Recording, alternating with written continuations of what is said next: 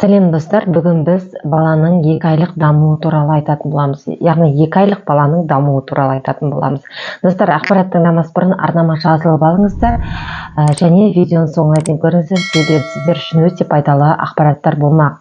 Сонымен қатар менің арнамда жүктілікке, бала дамуына байланысты түрлі көптеген ақпараттарды таба аласыздар. Сондықтан да арнамнан алыстамаңыздар. Бұл 2 айлық баланың дамуында біз баланың физикалық дамуы туралы, сонымен жеке психикалық дамуы туралы, сонымен қатар баланың есту, көру қабілеттері туралы айтатын боламыз. Сіздің балаңыз көз алдыңызда өсіп келеді. Балаңызға 2 ай болды, балада түрлі эмоциялар пайда болды. Енді баланың физикалық дамуына оралайық. Физикалық дамуы баланың қалай болады? Бала күннен күнге өседі, яғни бала 6 айға дейін тез салмақ қосады. Шамамен аптасына 150-250 граммдай қосады екен. Қыздар үшін 4-7, 5-6 килограмм салмақ аралығы болса, ұлдар үшін 5-1-6 килограммдай салмақ ұлдар қосады екен. Яғни ұл балалар қыз балаларға қарағанда көбірек салмақ қосады екен. Ұлдар қомаға келеді дейміз ғой. Ұлдар ұзақ емеді, сағаттап емеді, қыз балаға қарағанда. Қыз бала кішкене азырақ емеді деп жатамыз. Бәлкім соған да байланысты шығар. Нәрестенің бойы әр айда 3 сантиметрге өседі.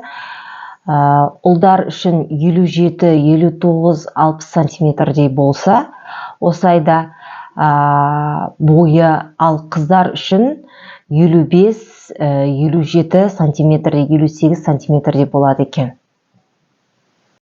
Қазір нәрестенің бас шеңбері ұлдар үшін 37-40 сантиметр болса, ал қыздар үшін 37-39 сантиметр болады екен.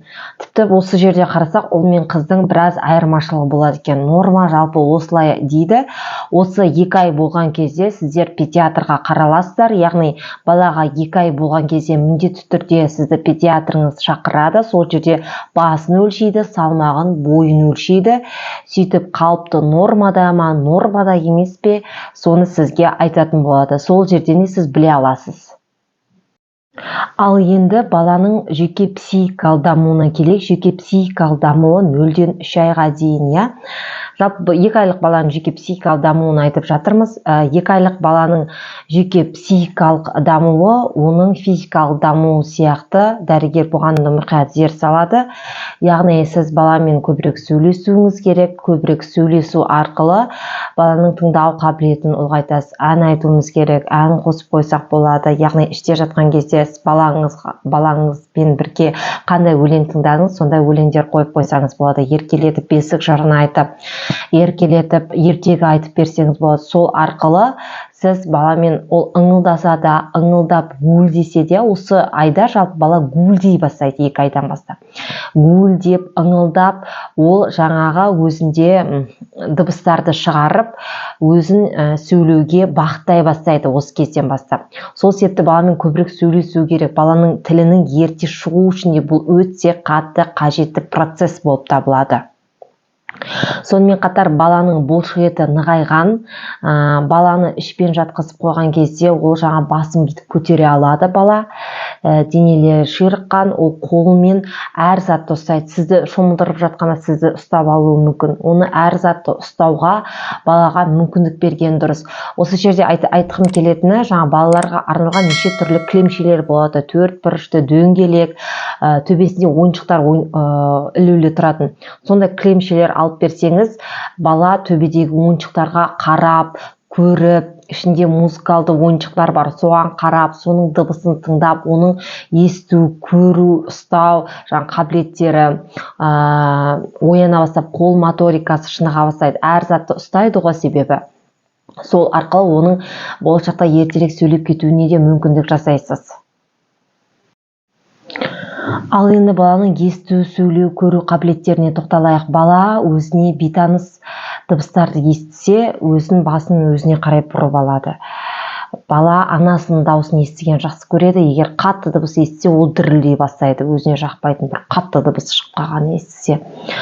Ал бала үстіңізде жатқан кезде қандай дыбыстарды естісеңіз, қандай музыканы естісеңіз, сол музыканы қоссаңыз, ол бала көңілденуі мүмкін.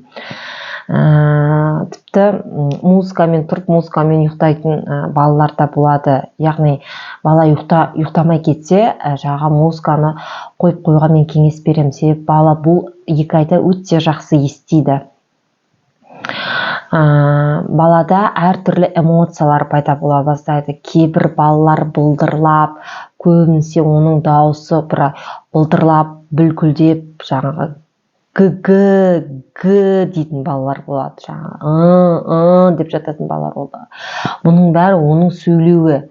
Негізі қарны ашса жылап, былай өзіне назар аудартуды бала осы кезден бастап біледі. Жалпы бір айлық кезінде де жылайды, бірақ осы кезде балада түрлі 2 айынан бастап түрлі эмоциялар пайда бастайды. Кейбір балалар дыбыссыз күледі, дыбыссыз ыржиып жата береді. Кейбір балалар дауыстап тұрып күледі бұл кезде. Енді әр балада эмоциясы әртүрлі, бірақ бұл жерде балада кәдімгідей күлу эмоциясының бар екенін байқайсыз.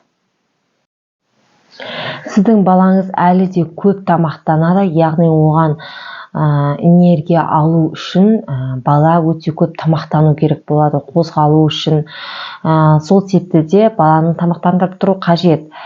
Бірақ сұраныс бойынша беру керек, яғни баланың қарны аштау деген кезде ғана беру керек. Біреулер тамақ әйтеуір оңды солды емшекте сүтім бар екен ғой деп әр бала жылаған сайын емшекті беруге де болмайды. Себебі кейде баланың қарны тойып тұрса да емшек бере берсеңіз, ол оны қысып қоюы мүмкін, болмаса көп ішіп қойып іші ауырып кетуі мүмкін дегенде. Сондықтан да сұраныс бойынша беруге тура келеді балаға. Ал енді дәрет қандай болады?